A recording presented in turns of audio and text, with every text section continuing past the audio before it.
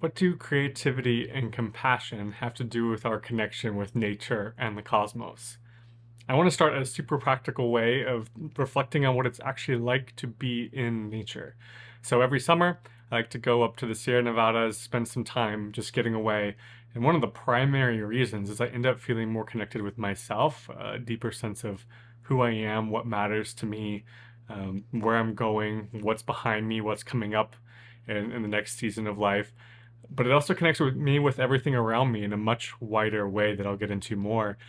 Um, but as a result, I just feel more alive, more whole, more rested, and I would say even more creative.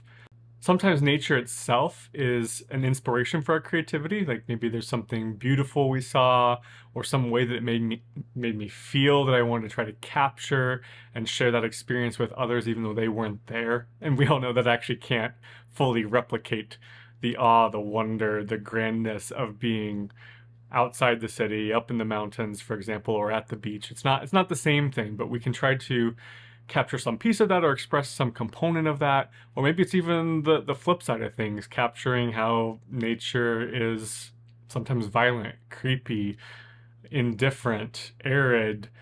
I mean, it can be a very desolate place as well. And it's both extremes, but it's a thing that evokes lots of different emotions in us, whatever that might be, and it inspires us to want to share that. Nature includes life and death in this cycle, this ebb and flow as things come into existence, into being, and then they pass away, and those material things, at least, are then recombined in new ways. There's this ongoing flow of things emerging and passing and becoming new, building on one another. And that's something that Raymond pointed out in episode 2 of the Embracing Mystery podcast also. He talked about how creativity is everything, that it is this ongoing flow of things coming into being and dying, passing away. And we're all part of that, but that's all, as he said, grist for the mill, like that we can pull creatively and inspiration from all these different things, that it's a much bigger scale of creativity just happening all around us. And it means that death is part of the creative process as well in the cosmic scope of things. And it's constant. The Buddha pointed out how things are constantly dependently arising upon one another. The conditions of one moment lead to the conditions of the next moment, but nothing is permanent either. He points out the nature of impermanence. You can't actually hold on to and keep something just as it is. Our experience of it is always changing from moment to moment, dependently arising in this ongoing flow. Nothing exists independently or in a permanent state in the cosmos.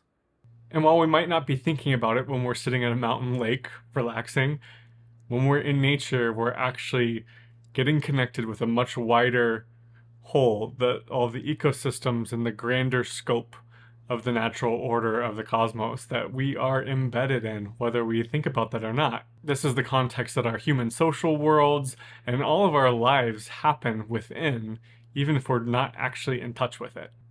So when we get a chance to be in nature, it helps to remind us that our lives are part of this much wider connected whole. It helps us to sense that, to feel it in our bones in some intuitive way, because it's what's true. And our creativity that arises from inspiration in nature, actually, if you think about it, is dependently arisen from our experience of the nature. And then when we pass that on, it continues to have an effect in another person's life and then another response to that. So there's the chain of causation, the flow of creativity and becoming and ebbing and flowing in that actually continues into our human social worlds, and obviously the ideas and ways that we choose then to live continue to impact the environment. But at every moment, we're deeply interconnected with it and dependent upon it. We can't separate ourselves. So what does compassion have to do with this? However we each understand reality or source or the universe or the divine, if we see compassion as an integral part of that, then it's like looking at a tapestry or a canvas that is woven through with compassion holding things together. Or maybe it's like a sponge full of water, but even that connotes some degree of separation. There's the sponge and then the water. But what this is saying is like, it's actually woven through in a way that is completely inseparable. You can't just take the water back out. The compassion is there. And sitting at a mountain lake and experiencing the grandeur of feeling that kind of small feeling when you're dwarfed by mountains, or when you see the starry sky at night and feel tiny, we're actually experiencing some small degree of the compassion that is so much bigger woven through all of that as well.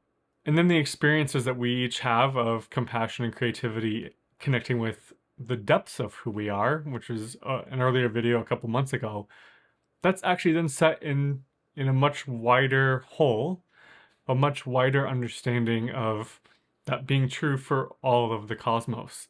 And we happen to have a unique experience of that in the inner awareness of our own sentient being. And seeing it all, being part of a wider wholeness, actually then helps to inspire our creative work. For those of us who would venture to say that compassion is actually integral to the nature of reality, as I would, then immediately, though, a problem comes up. Our actual experience of nature and the cosmos, our experience of life, is one that can be described in many different ways as not perfect or not fully expressing a continuity of just everyone knowing that they are loved. So there's lots of different spiritual traditions and answers to that, but they all have some way of naming that there is suffering, that humans are doing things that cause harm to one another, that there can sometimes be almost a seemingly cruel indifference of nature. And there's a lot of different responses to that. I'm not going to try to explain that right now, but many of them are unsatisfactory, worth rejecting. That's not to say that there aren't things that I have found more compelling, but just to name, if that's where you're at and that's what you feel, that is quite legitimate. I can talk about how compassion is woven through everything, and I believe that, but also recognize that there is a messy reality of what it means in our experience of being human. Even when we look at nature, to see the violence in it, the death in it, and to just merrily come to a conclusion that all is well is not my point.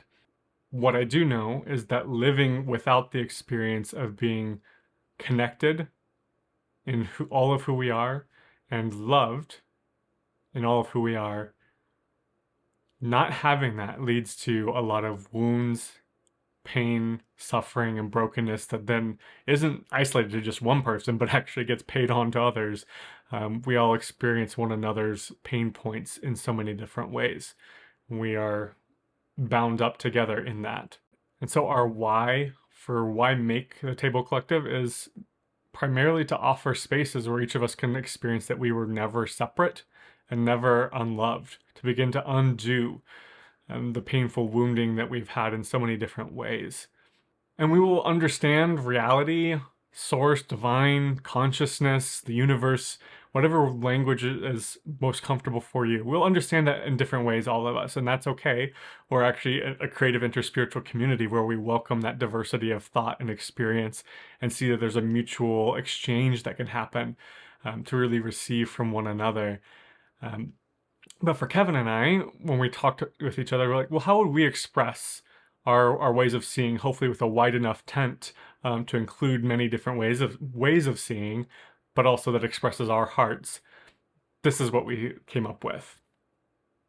Reality is love, compassion, grace, kindness, tenderness, beauty, creativity and joy that connects and flows through our creative and spiritual selves, through all of us, and through everything.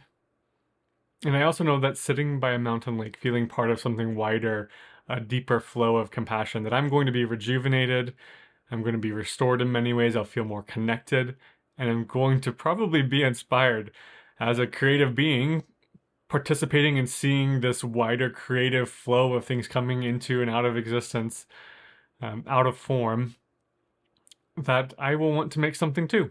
So I think I'll be inspired as a result of my connection in the compassionate flow and tapestry of the cosmos.